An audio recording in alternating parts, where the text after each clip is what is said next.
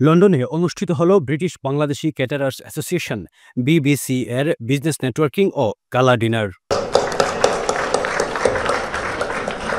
কারি ইন্ডাস্ট্রির উন্নয়ন, দক্ষ জনবল তৈরি ও ভবিষ্যৎ পরিকল্পনা ছাড়াও এই আয়োজনে ছিল জমজমাট সাংস্কৃতিক পরিবেশনা। অনুষ্ঠানে অংশ নেন সিলেটের সাবেক মেয়র আরিফুল হক চৌধুরী। তিনি প্রবাসীদের বিনিয়োগে সিলেটে আন্তর্জাতিক মানের শেফ একাডেমি গড়ার আগ্রহ জানান। ফিউচার কারির উপর আমাদের সিলেটে এখন একটা বিশাল, প্রত্যেক বৃহস্পতিবার আসলেই শুক্র শনি 3 দিন মোটামুটি অল সিটি প্যাক থাকে এবং সেখানে। Looking to expand your business in the UK? UBM takes care of everything. Company registration, UK bank account, pay, insurance and tenancy. Start with UBM. Expand with confidence. মোর দেন 1.5 লাখ লোক আসা যাওয়া করে। আমাদের এখানে special carry যদি আমরা এস্টাবলিশ করতে পারি এবং এর জন্য বিবিসিএ যদি সেখানে তারা ইনভেস্ট করে আর আমরা যদি সেখানে আমরা সব ধরনের আপনাদের কাছে প্ল্যান পেলে পরে আমরা এনভায়রনমেন্ট ক্রিয়েট করে দেবো, যেটার জন্য মানুষ আগ্রহ প্রকাশ, সিকিউরিটি, এই দুইটা জিনিস আমরা এনশিওর করতে পারলেই চমৎকার আমাদের এখানে এটা করে উঠবে। এবং এটা মনে হয় বাংলাদেশ থেকে যারা আসে শিলং যায় তারাও 1 ডে স্টে করে। তা আমরা সব কিছু মিলিয়ে আমরা ট্রাই। লন্ডনের প্রাণকেন্দ্রে আয়োজিত বিবিসি এর গালা ডিনার ও বিজনেস নেটওয়ার্কিং সেশন হয়ে ওঠে প্রবাসী বাংলাদেশিদের মিলন মেলা। কারি ইন্ডাস্ট্রির চ্যালেঞ্জ ও সম্ভাবনা নিয়ে আলোচনা হয় বিস্তারিতভাবে।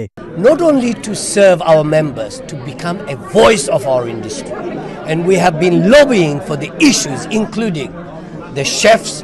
It's unfair to say the same chef working in a takeaway, he is not a skilled worker. So this is one of those things I have lobbied in front of 6 MPs, 1 Lord, ministers and councillors and mayors and the community leaders. And we will not stop there. We want the non-domestic rate relief to go down, not up. We want the government to listen to us on the utility bills, and the costs are going through the roof. We need help from the government. অনুষ্ঠানে অংশগ্রহণকারীরা বলেন, দেশে যদি মানসম্পন্ন প্রশিক্ষণ তৈরি করা হয় তবে প্রবাসে দক্ষ কর্মীর সংকট অনেকটাই কমবে। সিলেটের সাবেক মেয়রের ভাবনা শুধু একটি প্রশিক্ষণ কেন্দ্র নয়, এটি হতে পারে দেশের হসপিটালিটি খাতে পরিবর্তনের এক গুরুত্বপূর্ণ ধাপ। আমি ফার্স্ট অফ অল পয়লা নম্বর আমি ধন্যবাদ জানাই সিলেটের নগরপিতা, সাবেক নগরপিতা, আগামীর নগরপিতা। তার কাছে আমার পয়লা একটা আবদার থাকবো, আমরা লাগি তাই বাংলাদেশ ও সিলেটের জায়গাত একটা ইনস্টিটিউট করতাম যেখানেও কারি শিল্পরে প্রসার করা যায় ওয়ার্ল্ড ওয়াইড লাগি। এখানেও তাই আমরা দিলে আমরা শেফ প্রশিক্ষণ দিমু, আমরা বিদেশে শ্রমবাজার দিয়ে আরো প্রসার করবো। অনুষ্ঠানের শেষ অংশে ছিল মনোমুগ্ধকর সাংস্কৃতিক আয়োজন।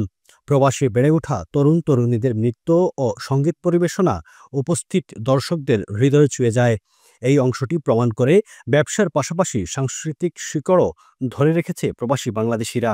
প্রতিযোগিতামূলক বিশ্বের সঙ্গে তাল মিলিয়ে চলতে হলে শুধু ব্যবসা নয়, দক্ষতা, সংস্কৃতি ও নেতৃত্ব সব দিকেই নজর রাখতে হবে।